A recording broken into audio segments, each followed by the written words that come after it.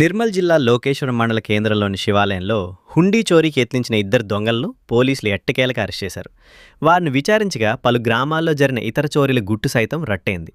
పోలీసులు తెలిపిన వివరాల ప్రకారం భైన్సా మండలం చుచుంద్ గ్రామానికి చెందిన కొబ్బుల్లా మారుతి, పిల్లోళ్ల రాజు అనే ఇద్దరు వ్యక్తులు ఈ నెల 8వ తేదీ అర్ధరాత్రి లోకేశ్వరం శివాలయంలోకి చొరబడ్డారు.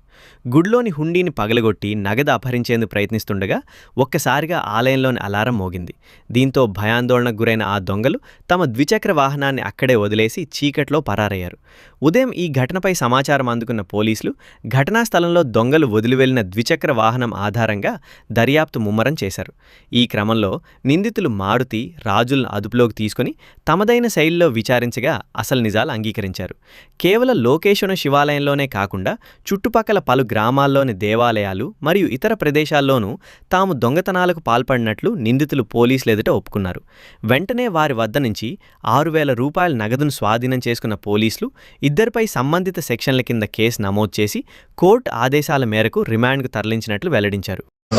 అర్ధరాత్రి లోకేశ్వరం విలేజ్లో శివాలయంలో టెంపుల్ థెఫ్ట్ అటెంప్ట్ జరిగిందని చెప్పి మనకు సమాచారం రావడంతో అక్కడ ఉన్నటువంటి ఎవిడెన్స్ కలెక్ట్ చేసి ఇద్దరు అక్యూజ్ని వితిన్ 2 days పట్టుకోవడం జరిగింది. ఇందులో అక్యూజ్ల పేరు వచ్చేసి మారుతి ఒకరు, రాజు ఒకరు. వీళ్ళిద్దరు కూడా చుచూరు విలేజ్కి సంబంధించినటువంటి వారు.